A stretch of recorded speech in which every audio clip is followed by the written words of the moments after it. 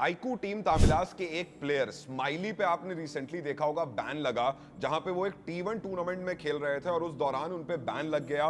सबसे पहले ये पता चला कि बैन का रीजन ये था कि वो जो जिस अकाउंट पे स्माइली खेल रहे थे वो एक परचेज्ड अकाउंट था और वो उन्होंने किसी से खरीदा था एंड देन फिर उस पे अपना लॉगिन करके ही वाज प्लेइंग एंड उसके बाद जब इस पे स्क्रूटनी की गई, क्राफ्टन भी इस चीज में इन्वॉल्व हुई, तो पता ये चला कि किसी तरीके का GFX टूल वो यूज भी कर रहे थे, जिस पर अभी फिलहाल टीम तामिलास ने उस प्लेयर पे बैन लगा दिया, ये कहते हुए कि क्राफ्टन का भी यही निर्णय है। लेकिन उस प्लेयर का क्लेम अभी आया है, उस प्लेयर का ये कहना है कि टीम तामिलास ने उसे पब्लिकली बोलने से कुछ भी अलाउ नहीं कर रखा है, डिनाई कर दिया है। जहां पर उस प्लेयर ने इवन ये पूछा कि अगर मुझ पे बैन लगा है तो कहां है, रिटर्न में कुछ तो होगा, जिस पर एज सच टीम तामिलास ने कोई जवाब नहीं दिया। सबसे मेन बात तो ये आती है कि जब टीम तामिलास एक T1 ऑर्ग है, मुझे ऐसा लगता है कि सब आप लोग जानते हो साउथ की one of the biggest organization में आती है टीम तामिलास। शुरू दौर से वो ई स्पोर्ट्स कम्युनिटी में डे 1 से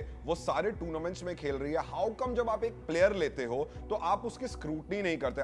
इवन ये कहना था कि कोई भी गेम का कोई भी रिकॉर्डिंग, हैंड कैम रिकॉर्डिंग हो ही नहीं रहा था। आप सोचे जब भी कोई टूर्नामेंट होता है तो उसमें जो टूर्नामेंट ऑर्गेनाइजर है वो अपने रूल बुक में लिखता है कि all the teams and every player needs to record their hand cam POV। आपको करना होगा, चाहे आप एक अंडरडॉग हो या अंडर गॉड हैं या एक T1 प्लेयर ही क्यों ना हो, लेकिन सबके लिए रूल सेम है। जहां पर इस टूर्नामेंट के दौरान प्लेयर का क्लेम करना है कि कोई हैंड कैम भी रिकॉर्डिंग में थी नहीं।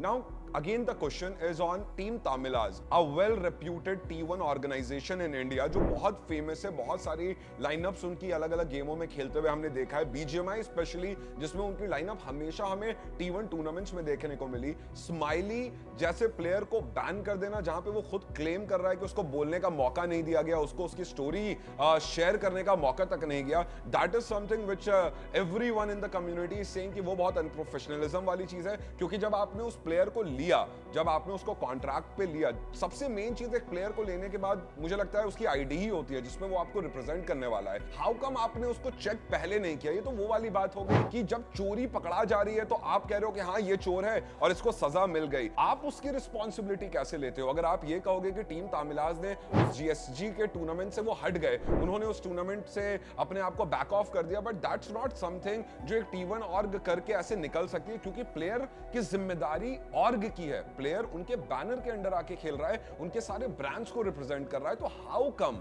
आपका एक प्लेयर किसी तरीके का टूल यूज कर रहा था? हाउ कम आपका एक प्लेयर किसी सेकेंडरी परचेज और selling of ID is ban by Krafton? ये रूल बुक में साफ साफ लिखा हुआ है। उसके बावजूद आपने अपने प्लेयर से पूछा तक नहीं एक बार भी कि ये क्या अकाउंट तुम्हारा है। आप एक नया अकाउंट बना के उसे दे सकते थे, लेकिन जब ये सारी चीजें सामने आ गई देन टीम तामिलास ने उस प्लेयर पे बैन भी लगा दिया है एंड वो प्लेयर अभी क्लेम कर रहा है कि मुझे बोलने का मौका तक नहीं दिया गया। इस पे आप लोगों की जनता की क्या राय है, जरूर से कमेंट सेक्शन में बताइएगा कि क्या ई स्पोर्ट्स ऑर्ग भी लायबल हैं, क्या ई स्पोर्ट्स ऑर्ग्स को भी कटघरे में रखने की जरूरत है? क्योंकि इट्स लाइक कि अगर कोई भी प्लेयर पे कुछ भी होता है तो ऑर्ग उसको निकाल के आराम से हट जाती है। हमने पास्ट में भी ये चीज देखी है। What do you think about this like whole scenario? हमें कमेंट्स में जरूर से बताएं। इंडिया टुडे गेमिंग को फॉलो कर ले for more gaming and esports news.